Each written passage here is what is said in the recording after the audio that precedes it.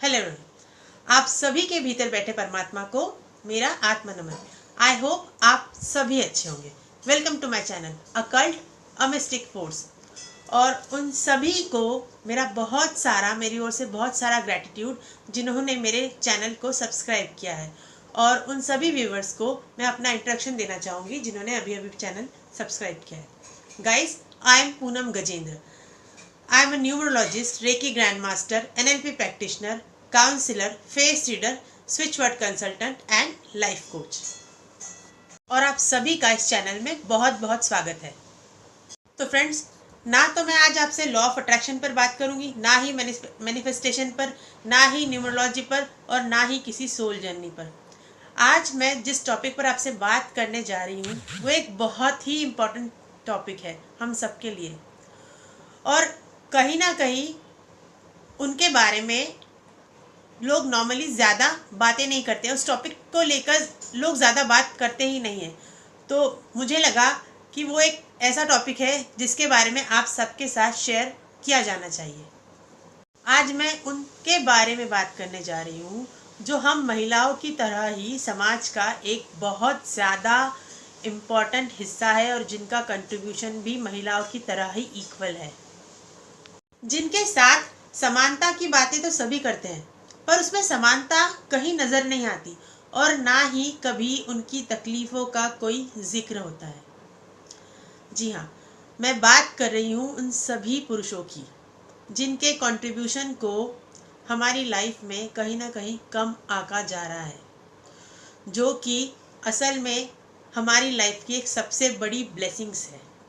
जिस तरह हम उनकी लाइफ में इम्पोर्टेंट है, वो भी हम सबकी लाइफ में उतने ही इम्पोर्टेंस रखते हैं और हमारे लिए उनका हमारी लाइफ में होना हकीकत में एक बहुत बड़ी ब्लेसिंग है। माँ की महानता के चर्चे तो सभी सुनाते हैं, पर पिता के संघर्ष और उनके बलिदान को हम अक्सर भूल जाते हैं और फिर हम समानता की बातें करते हैं, है ना। और हम ये सोचते हैं कि असल में एक पुरुष होना, एक लड़का होना बहुत ही सरल है, पर ऐसा है नहीं। पता है, हम लोग ना फेमिनिज्म पर बात करते करते इक्वालिटी को बहुत पीछे छोड़ आए हैं। एक लड़की के कैरेक्टर पर अगर कोई उंगली उठाए तो सारी दुनिया में बवाल मच जाता है। समाज में रहने वाले कुछ घटिया लोगों की घटिया हरकतों की वजह से हर बार अच्छे पुरुषों का भी, अच्छे लड़कों का भी कैरेक्टर असैसिनेशन किया जाता है और उन्हें बार बार ये बात सुननी पड़ती है कि अबे तू तो लड़का है, तू तो कहीं पर भी मुंह मार लेगा। और ऐसा कहते हुए हम अक्सर ये बात भूल जाते हैं that they to have self respect. Hurt उन्हें भी होता है। पता है, हम लड़कियां ना रो धोकर अपनी सारी जिद मनवा लेती है, रो रो कर बता देती है कि हम परेशान हैं, पर लड़के ना तो वो रोते हैं और ना ही वो अपनी फीलिंग्स किसी के साथ शेयर करते हैं और ना ही वो ये एक्सप्रेस करते हैं कि वो कितने पेन में है, कितनी इमोशनल, कितना उनको हर्ट हो रहा है। वो कभी ये सारी चीज़ें किसी के साथ शेयर नहीं करते। अपना सारा पेन, अपनी सारी सफरिंग्स अपने अंदर ही रखते हैं। वो घुटते रहते हैं अंदर ही अंदर। शायद मेरी ये बात सुनकर सही ना लगे, इसे प्लीज़ ध्यान से सुनकर समझने की कोशिश कीजिएगा। मैं यहाँ ये बिल्कुल भी नहीं कह रही हूँ कि लड़कियाँ मेहनत नहीं करती या फिर उन्हें स्ट्रगल फेस नहीं करना पड़ता या फिर उन्हें सब कुछ इजीली ही मिल जाता है। जी, ऐसा तो बिल्कुल भी नहीं है, राइट। लड़के और लड़कियाँ 10th से ही पूरी मेहनत करते हैं, दिन रात मेहनत करते हैं, अपना करियर सेट करने में लगे रहते हैं। पर जब लड़कियों की लाखों कोशिशों के बाद भी उन्हें सक्सेस नहीं मिलती या फिर किसी कारणवश उनकी पढ़ाई बीच में ही छूट जाती है, फिर भी उनके पास बैकअप होता है। Yes, we have a backup. क्योंकि फिर हमारे पेरेंट्स हमारे लिए एक ऐसा वेल सेटल्ड लड़का ढूंढते हैं जिससे शादी करने के बाद हमारा फ्यूचर सिक्योर हो जाता है ना। तो कहीं ना कहीं ये बैकअप और ये सिक्योरिटी तो हमेशा से रही है लड़कियों के पास, पर लड़के, उनके पास कभी कोई बैकअप नहीं होता। They have to do it in any case, in any way. जहाँ तक मैंने ऑब्जर्व किया है लड़कियों के ऊपर पैसे कमाने का प्रेशर तब ज़्यादा होता है जब उनकी फैमिली में उनके अलावा कोई ब्रेड अर्नर ना हो या उनकी फैमिली में पिता और भाई ना हो, तब उन पर प्रेशर होता है पैसे कमाने का ज़्यादा। पर लड़के, उनके साथ ऐसा नहीं है, उनके साथ इसका बिल्कुल अपोजिट होता है। लड़कों पर तो 22-23 के बाद से ही प्रेशर बनाया जाता है पैसे कमाने के लिए। उनको घर से ताने मिलने शुरू हो जाते हैं कि जाओ पैसे वैसे कमाओ, कुछ कमाओगे नहीं तो कोई बाप अपनी बेटी नहीं देगा, और तुम्हें ऐसे हम जिंदगी भर बिठाल कर खिला नहीं सकते, अपना खर्चा खुद उठाओ। पर लड़कियों के साथ ऐसा बिल्कुल भी नहीं है। उन्हें कभी कोई माता पिता ऐसे नहीं कहते कि तुम जाओ पैसे कमाओ और हम तुम्हें घर पर बिठाल कर नहीं खिला सकते। तो लड़कों के लिए चीज़ें अलग होती है लड़कियों के कंपैरिजन में, राइट। लड़के दिन रात मेहनत करते हैं ताकि अपनी फैमिली को खुश रख सके, और बदले में कुछ एक्सपेक्ट नहीं करते, क्योंकि वो ना अपनी फैमिली से बहुत प्यार करते हैं, बस बोल कर नहीं बता पाते। अपनी सारी जिम्मेदारियां निभाते हैं, पेरेंट्स की हेल्थ से लेकर बच्चों की स्कूलिंग तक, इलेक्ट्रिसिटी बिल से लेकर लोन तक, LIC से लेकर वाइफ की डिमांड तक, सारी इच्छाएं पूरी करते हैं। सारी जिम्मेदारियों का बोझ अपने कंधों पर ले लेते हैं, और ये सब करते करते वो खुद के लिए जीना भूल जाते हैं। मैं यहाँ रिच किड्स की बात नहीं कर रही हूँ, मैं यहाँ उन सभी लड़कों की बात कर रही हूँ जो मिडिल क्लास फैमिली से होते हैं। शादी के बाद जिस तरह लड़कियों की लाइफ चेंज होती है, उसी तरह लड़कों की भी लाइफ चेंज होती है। शादी से पहले जो लड़के फ्रेंड्स के साथ घूमने जाया करते थे बिंदास, शादी के बाद वही लड़के घर से बाहर कदम निकालने से पहले 100 बार सोचते हैं। तो ये सोचते हैं कि अगर मैं दोस्तों के साथ बाहर घूमने जाऊंगा तो बहुत पैसे खर्च हो जाएंगे, मेरा बजट बिगड़ जाएगा, बच्चों की फीस भरनी है, LIC है, लोन की किस्त कटेगी, और फिर महीने भर का खर्च कैसे चलेगा अगर मैं घूमने चला गया। और ये सोचकर वो अपना मन मार लेते हैं और खुशी खुशी कहते हैं कोई बात नहीं, अगली बार चले जाऊंगा। पर वो अगली बारी नहीं आती, क्योंकि हर बार वो अपनी खुशियों की जगह अपनी फैमिली और अपनी रिस्पॉन्सिबिलिटीज को ही प्रायोरिटी देते हैं। उन्हें अपनी खुशियों की पड़ी नहीं होती। जो लड़के शादी से पहले खुलकर जिंदगी जिया करते थे, वही लड़के शादी के बाद अपना मन मारना सीख जाते हैं। जब दिवाली सर पर हो और उनसे कहो कि जाओ अपने लिए कपड़े ले आओ, तो कहते हैं कि पिछले साल जो लिया था वो अच्छा ही तो है, मैं वही पहन लूँगा, जाओ तुम अपने लिए और बाकी सबके लिए कपड़े ले आओ। अगर उनके माता पिता, उनकी बीवी और उनके बच्चे टूटी चप्पलें पहने तो 100 बार चिल्लाते हैं, पर खुद ना जाने वही टूटी चप्पल कितनी बार सिलवा कर पहनते हैं।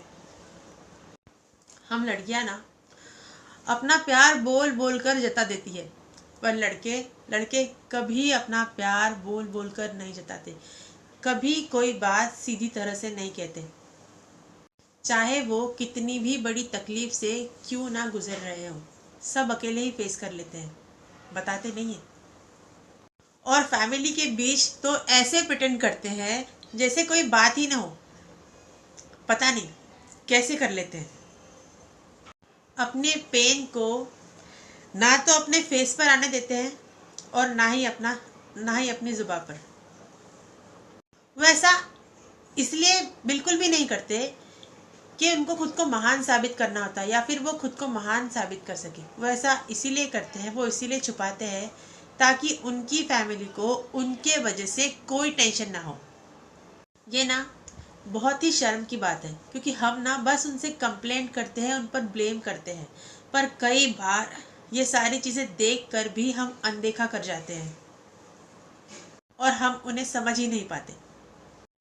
हम तो डिमांड कर देते हैं बिना सोचे समझे कि हमको बर्थडे पर आईफोन चाहिए या इतनी महंगी ज्वेलरी चाहिए या जो भी चाहिए, और उस डिमांड को पूरा करने के लिए वो ना जाने कितनी मेहनत करते हैं ताकि हम खुश हो सके, हमारे चेहरे पर खुशी आ सके, और हम आर्ग्यूमेंट के टाइम पर ये बात भूल जाते हैं और हम उनसे ये कहते हैं कि आखिर तुमने किया ही क्या है, तुम कुछ अलग नहीं कर रहे, जो तुम कर रहे हो वो तो सभी करते हैं, तुम स्पेशल क्या कर रहे हो ऐसा।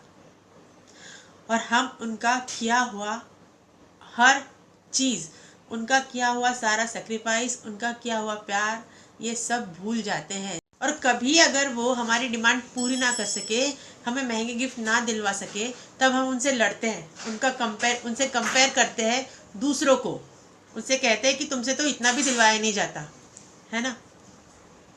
हम ये बिल्कुल भी नहीं सोचते कि अगर वो इंसान हमारी कोई विश पूरी नहीं करवा पाया है तो ज़रूर उसकी कोई मजबूरी होगी, उसके पीछे कुछ तो रीज़न होगा ना।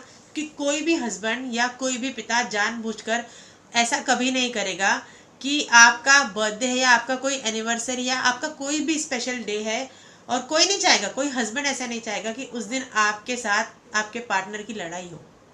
तो कोई तो रीज़न रहा होगा ना, अगर वो आपकी विश पूरी नहीं करवा पा रहे हैं तो। पर हम कहाँ समझते हैं ये सारी चीज़ें, हम नहीं समझते, क्योंकि हम तो अड़े होते हैं अपने गिफ्ट पर, राइट। क्योंकि हमको तो ज़माने भर में शो ऑफ करना होता है, स्टेटस पर रखना होता है कि मुझे ये गिफ्ट मिला एनिवर्सरी पर, या मुझे मेरे हस्बैंड ने इतना महंगा फ़ोन दिया बर्थडे पर, हमको तो शो ऑफ करना होता है ना। तो इसीलिए जब हमारी डिमांड्स पूरी नहीं होती कई बार, तो हम लड़ने लगते हैं उनसे। सॉरी, मैं रूड हो रही हूँ, पर ये बात सच है।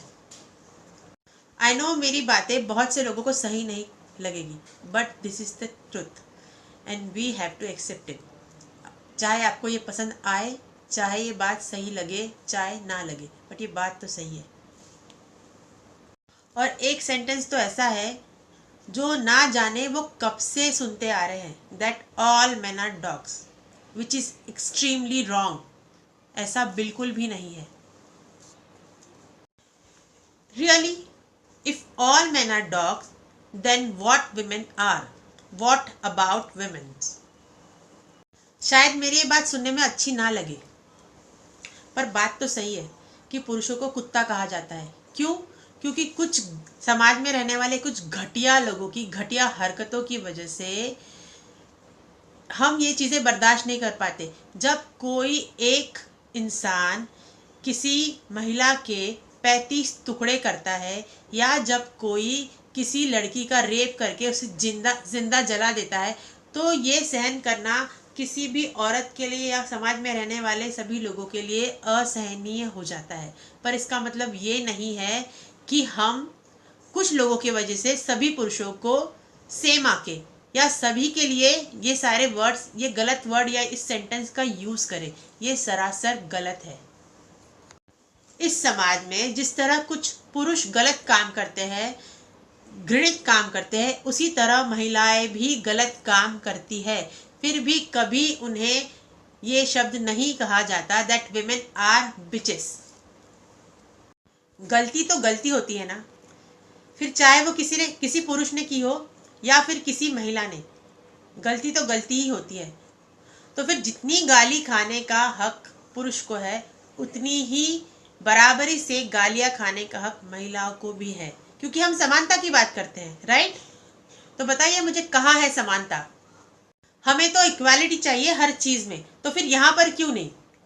जरा सोच कर देखिए, अगर पुरुषों के लिए यूज किए जाने वाला ये सेंटेंस महिलाओं के लिए भी बोला जाने लगे, तब कैसा फील होगा आपको? अच्छा नहीं लग रहा है ना सुनकर? तो फिर हम तो उनके लिए ये सारी चीजें बोलते हैं, तो उन्हें कैसा फील होता होगा? हर्ट तो उन्हें भी होता होगा ना। आई नो बहुत लोग मुझे भला बुरा बोलेंगे, पर जब आप बुरा कहते हुए, बुरा करते हुए आपको शर्म नहीं आती, आपको डर नहीं लगता, तो मुझे क्यों शर्म आएगी? मैं तो फिर भी सही ही बात कर रही हूँ ना। जब लोग बुरा कहते हुए, बुरा करते हुए डरते ही नहीं ना, उनको शर्म आती है और कुछ भी बकवास करते हैं, राइट, तो मैं तो फिर भी फैक्ट पर बात कर रही हूँ, तो मुझे क्यों शर्म आएगी? शायद मेरे बारे में लोग ये सोचेंगे कि एक औरत होकर औरतों के बारे में कैसी बातें कर रही हूँ मैं यहाँ किसी भी औरत के अपोज में नहीं हूँ, किसी भी वुमेन के अपोज में नहीं हूँ, बट हम जब इक्वालिटी की बात कर रहे हैं, तो मैं बस आपको वही याद दिलाना चाहती हूँ कि इक्वालिटी अगर होनी चाहिए तो वो हर चीज़ में होनी चाहिए। मैं फैक्ट पर बात कर रही हूँ, और फैक्ट पर बात करने में कोई शर्म नहीं। सही बात कहने में कभी शर्म महसूस होनी भी नहीं चाहिए।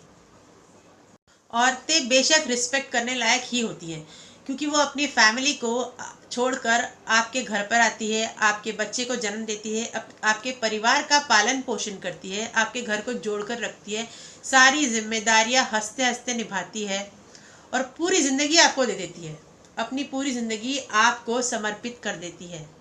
तो औरतें निसंदेह ही सम्मान के लायक है।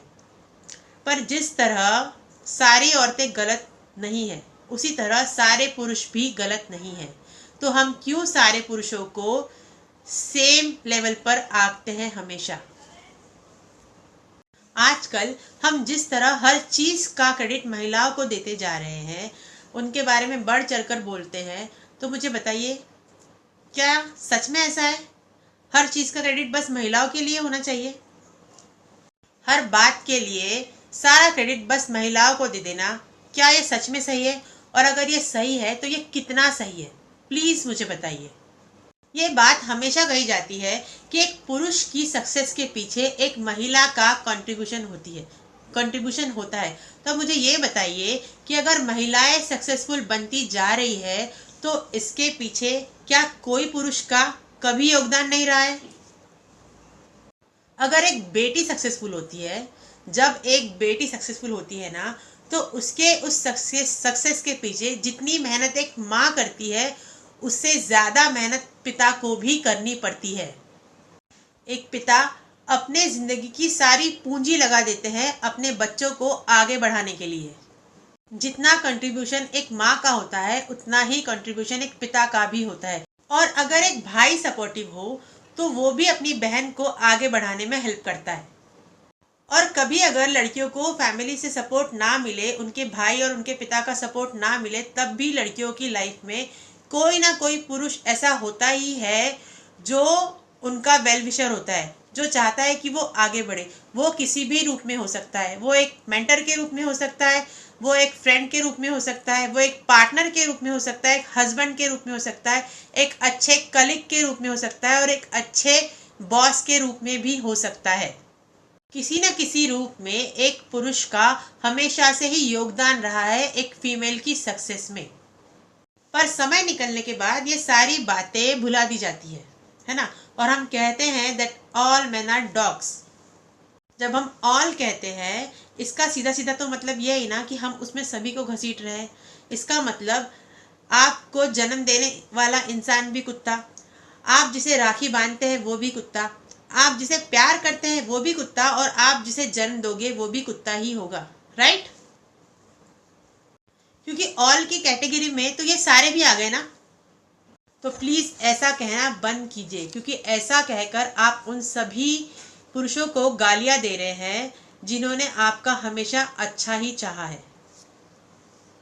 आई नो ये बात सुनने में बहुत अजीब लग रही होगी ना, पर जब हम ये बात कहते हुए हमें ये बात कहते हुए बुरा नहीं लगता, तो हमें ये बात सुनते हुए बुरा नहीं लगना चाहिए। आप सच में ऐसा कुछ कहना चाहते हैं ना, तो उन्हें कहिए जो डिजर्व करते हैं।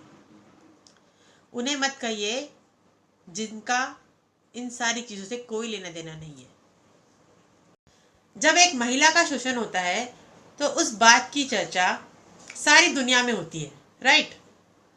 पर क्या आप जानते हैं, शोषण या सेक्सुअल अब्यूज पुरुषों के साथ भी होता है। जी हाँ, पुरुषों के साथ भी सेक्सुअल अब्यूज होता है, और सेक्सुअल अब्यूज तो सेक्सुअल अब्यूज ही है, चाहे वो महिलाओं के साथ हुआ हो या फिर वो पुरुषों के साथ ही क्यों ना हुआ हो।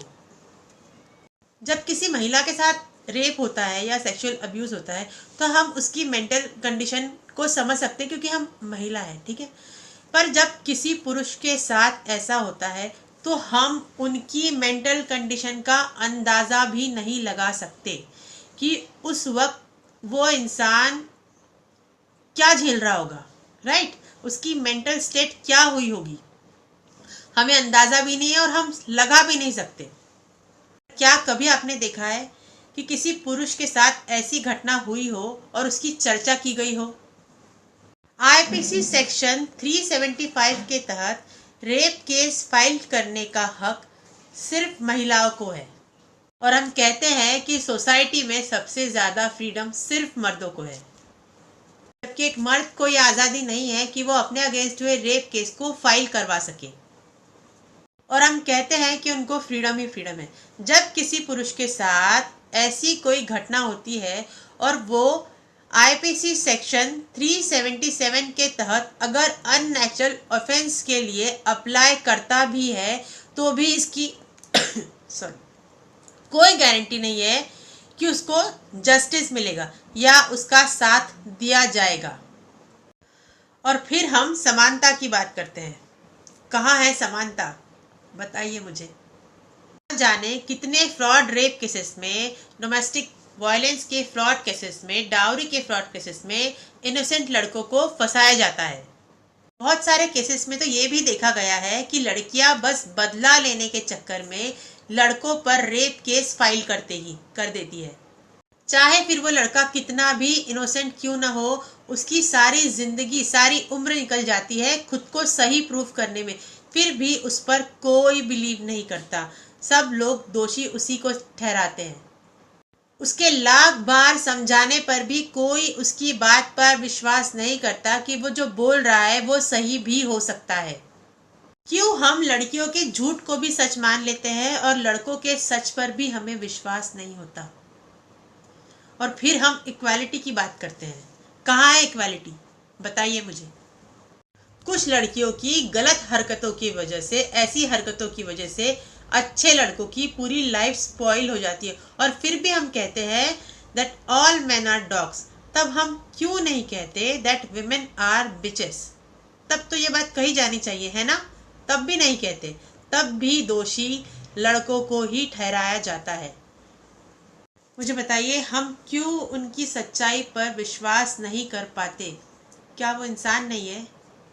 क्या उनके इमोशंस नहीं है, या फिर उन्हें पेन ही नहीं होता होगा? जब एक औरत रोती है तब उसे सारे लोग सहानुभूति देते हैं, कहते हैं कि बेचारी कितनी परेशान है, कितनी दुखी है। पर क्या कभी किसी लड़के को देखा है खुलकर रोते हुए? अगर कोई पुरुष अपनी परेशानी बताए या इमोशनल हो जाए तो उसे ये कहा जाता है कि क्या औरतों की तरह रो रहा है। ऐसी बातें कहकर उनका मजाक बनाया जाता है और जिसकी वजह से वो अपने पेन को, अपनी सफरिंग्स को, अपने इमोशंस को अपने अंदर ही दबा लेते हैं। मुझे बताइए, क्यों नहीं रो सकता एक पुरुष खुलकर? क्यों नहीं रख सकता अपने इमोशंस को? क्यों नहीं कर सकता अपनी फीलिंग्स को एक्सप्रेस सबके सामने? क्या उसकी तकलीफ नहीं है? क्यों एक पुरुष अपने सारे इमोशंस को सबके सामने खुलकर नहीं रख सकता, जो ना जाने उसने कितने समय से अपने अंदर भर कर रखे हैं? क्यों उन्हें हर बार अपने सारे दर्द छुपाकर एक झूठी हंसी अपने चेहरे पर रखनी पड़ती है, जैसे कभी उनके साथ कुछ हुआ ही ना हो? क्यों उन्हें ये बात बचपन से ही बताई गई है कि तुम्हें रोना नहीं है, be strong, you are not a girl. रोना तो लड़कियों का काम है, लड़के नहीं रोते। असल में ये जो बात बचपन से ही उनके माइंड में प्रोग्राम की गई है ना, ये बात ही गलत है, पूरी तरह से गलत है। और ऐसा करने वाले कहीं ना कहीं हम ही है। ऐसा किसने कहा है कि रोने वाले लोग कमजोर होते हैं? कमजोर रोने से नहीं कहलाओगे, कमजोर तो तब कहलाओगे जब अपनी सारी फीलिंग्स, अपने सारे इमोशंस को, अपने पेन को, अपनी सफरिंग्स को एक्सप्रेस करने से पहले ये सोचोगे कि अगर मैंने अपनी सफरिंग्स, अपना पेन शेयर किया तो लोग क्या सोचेंगे? अगर मैं रोया तो लोग क्या सोचेंगे? अगर मैं टूटा तो लोग क्या सोचेंगे? अरे क्या सोचेंगे लोग? और लोग कौन है यार? क्या लोग आपके घर की रिस्पॉन्सिबिलिटी उठा रहे हैं, या लोग आपके घर का राशन पानी भर रहे हैं? तो फिर क्यों सोचते हैं आप सब लोगों के बारे में इतना? और लोगों की बात क्या ही करे यार, लोगों को छोड़िए। हम तो फैमिली होकर भी कई बार उनको समझ नहीं पाते और शायद इसीलिए भी वो अपनी सफरिंग्स एक्सप्रेस करने से खुद को रोकते हैं, क्योंकि उन्हें पता है कि शायद उन्हें कोई समझ ही नहीं पाएगा। पर असल में सच तो ये है कि तकलीफ उन्हें भी होती है और बहुत तकलीफ होती है। बस उनसे कोई पूछने वाला चाहिए। लड़के हमेशा अपनी फीलिंग्स को, अपने इमोशंस को, अपनी सफरिंग्स को अपने अंदर रखकर घुटते रहते हैं और वो ऐसा करते करते, सहते सहते खुद को बहुत सख्त कर लेते हैं।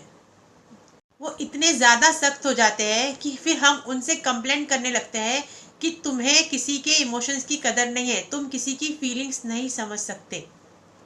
पर इसमें उनकी गलती नहीं है।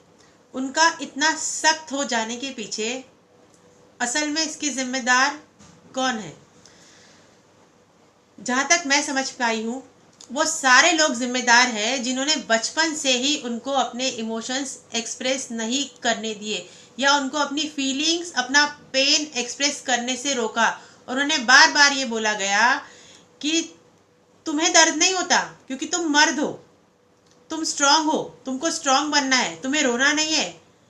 तो ये सारी चीज़ें जो बचपन से उनके माइंड में डाली गई है, इन सारी चीज़ों की वजह से अगर वो ऐसे है तो उसके जिम्मेदार भी कहीं ना कहीं हम ही हैं। जब कोई बच्चा गिरता है तो हम उसको ये कहकर चुप कराते हैं कि बेटा रो मत, रो मत, लड़के थोड़ी ना रोते, क्यों लड़की सब जैसे रो रहा, रो मत, तुझे रोना है, लड़के तो बहुत स्ट्रांग होते, लड़के नहीं रोते। अपने बेटों को ये कहने के बजाय ये कहिए, बेटा हम तेरे साथ है, तू खुलकर रो, तेरे मन में जो भी है वो सारी चीज एक्सप्रेस कर, अपने मन के अंदर कुछ भरकर मत रख, चाहे जैसी भी सिचुएशन है हम तेरे साथ खड़े। अरे कम से कम इतना आश्वासन अपने बच्चों को देकर तो देखिए। उनके पास बैठिए, उन्हें पूछिए, पूछिए उनसे कि उन्हें क्या तकलीफ है, क्या दर्द है उनके अंदर। क्या हम कर नहीं सकते ऐसा? अगर आप चाहते हैं कि लड़कों में बदलाव आए तो उससे पहले आपको खुद बदलना पड़ेगा। सारी फीमेल्स के लिए है ये। आपको खुद पहले इनिशिएटिव लेना होगा, उनसे पूछना होगा, उनके पेन को फील करना होगा। जब आप सामने से हाथ बढ़ाएंगे तो वो जरूर अपनी सारी फीलिंग्स आपके साथ एक्सप्रेस करेंगे। आप बनिए ना उनके दोस्त। अगर आप दोस्त बनोगे तो आपका रिश्ता थोड़े ना बदल जाएगा। रहोगे तो आप बाप बेटे या माँ बेटे ही ना, आपका बॉन्ड और मजबूत हो जाएगा। यकीन मानिए, आपके उनके दिल में आपके लिए प्यार और उनकी नजरों में आपके लिए इज्जत और बढ़ जाएगी, कम नहीं होगी। और आप सबकी जानकारी के लिए मैं ये बात बता दूं कि लड़कियों से ज़्यादा सेंसिबल होते हैं लड़के, बहुत सेंसिटिव होते हैं। सबसे ज़्यादा फीलिंग्स उन्हीं के अंदर होती है। शायद मेरी ये बात सबको कड़वी लगे, पर सबसे अच्छे दोस्त लड़के ही होते हैं। खासकर शायद लड़कियों को मेरी ये बात पसंद ना आए, पर ये बात सच है कि सबसे अच्छे दोस्त लड़के ही होते हैं। वो अपनी फ्रेंडशिप में वाकई में बहुत लॉयल होते हैं, बहुत ट्रस्टवर्दी होते हैं और वो आपको कभी जज नहीं करते।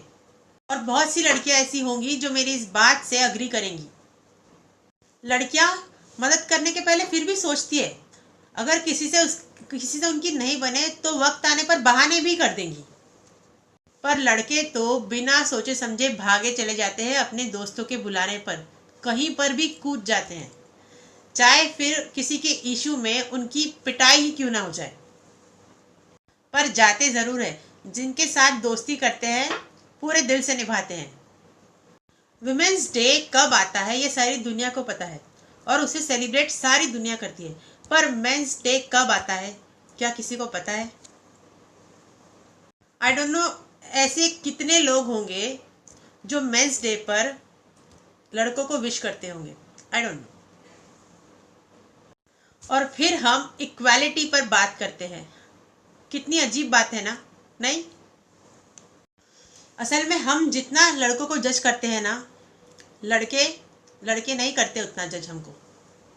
हमारे दादा दादी के ज़माने में महिलाएं सारा घर परिवार संभाला करती थी और पुरुष बाकी सारी जिम्मेदारियां उठाया करते थे। पर आजकल के लड़के सारे काम करते हैं। वो घर में माता पिता की हेल्प भी करते हैं, कुकिंग भी करवाते हैं, अपने पार्टनर की भी हेल्प करते हैं और बाकी सारी रिस्पॉन्सिबिलिटीज भी बहुत अच्छी तरह से मैनेज कर लेते हैं। और जैसे कि हम सभी को पता है, जिस तरह के हालात अभी चल रहे हैं, जिस तरह से शादियां टूट रही है, जिस तरह से धड़ल्ले से डाइवोर्स केस फाइल किए जा रहे हैं, उस ऐसे हालातों को देखते हुए आगे चलकर शायद ही शादी पर किसी का विश्वास रहे। शादी करने से लोग कतराएंगे, और लड़के तो खासकर कतराएंगे, क्योंकि उनके साथ जो इस वक्त घटनाएं घट रही है ना, वो सोच से भी परे है। शादी के 6 महीने के अंदर डाइवोर्स केसेस फाइल किए जा रहे हैं और एक लंप सम अमाउंट एलिमनी के रूप में डिमांड की जा रही है। राइट, यही हो रहा है ना अभी। इसका कोई ना कोई तो सोल्यूशन निकलना ही चाहिए। खैर, आई एम नो बडी कि मैं सोल्यूशन दे सकूं, पर एक थॉट आया है माइंड में जो शेयर करना चाहूंगी।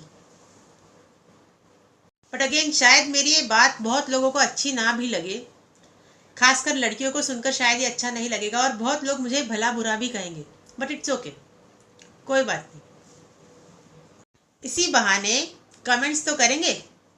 मैं ना प्रेमानंद जी महाराज को फॉलो करती हूँ, मैं उनकी सारी बातें सुनती हूँ, और वो हमेशा कहते हैं कि अपने निंदक को हमेशा अपने पास रखना चाहिए। अगर कोई आपकी निंदा करता है, आपको भला बुरा कहता है, आपको गालियाँ देता है, तो उनकी बातों का कभी बुरा नहीं मानना चाहिए, क्योंकि ऐसे लोग जो आपको गालियाँ देते हैं वो आपके कर्म काटते हैं।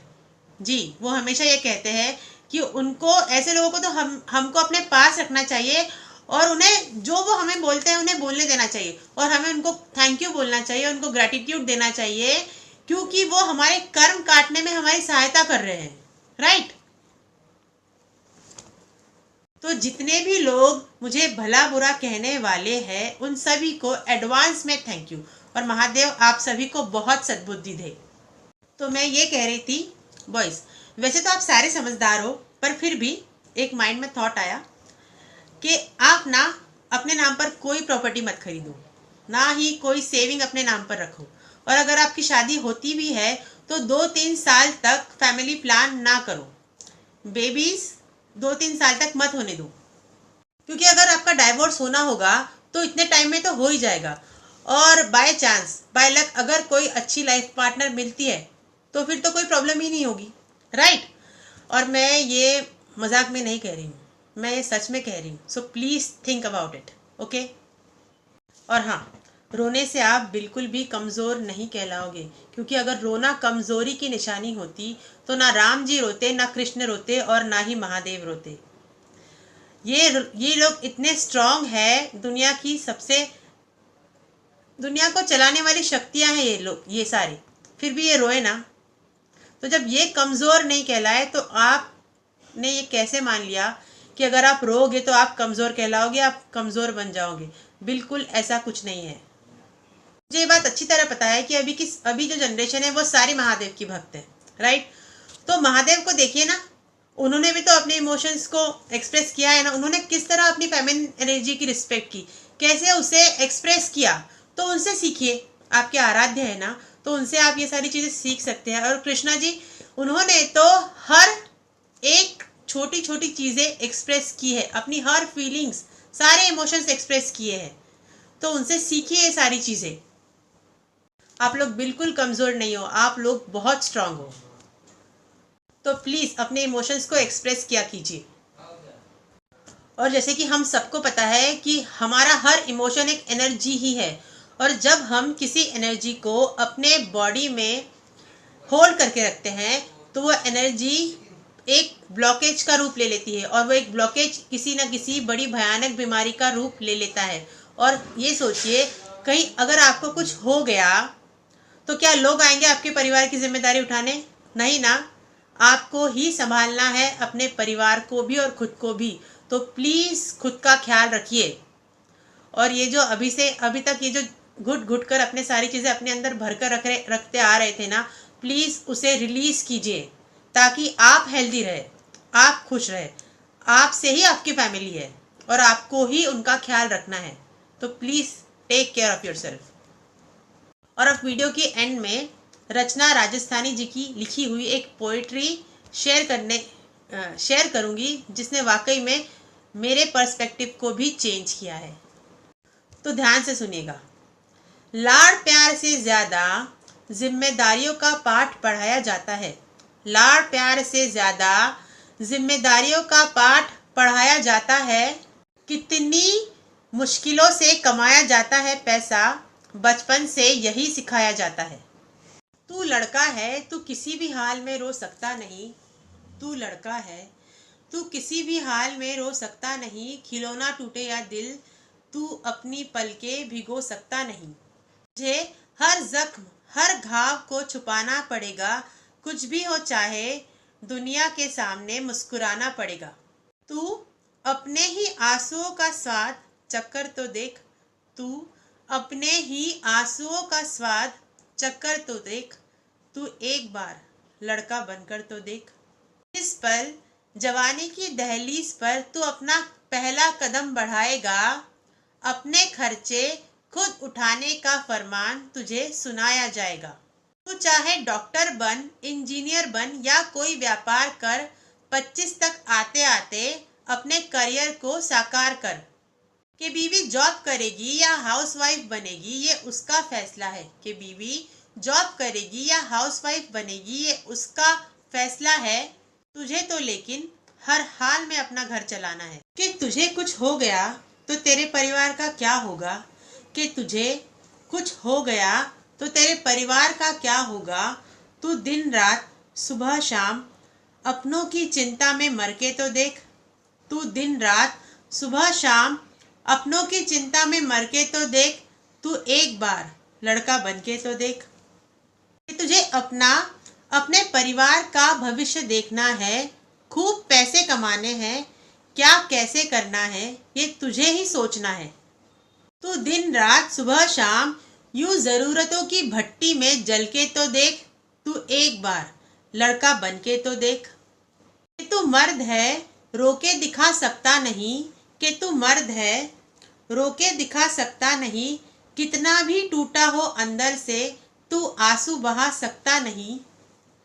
अपनी जिम्मेदारियों का बोझ ढोते ढोते, अपनी जिम्मेदारियों का बोझ ढोते ढोते तू अपनी ख्वाहिशों को दबाकर तो देख।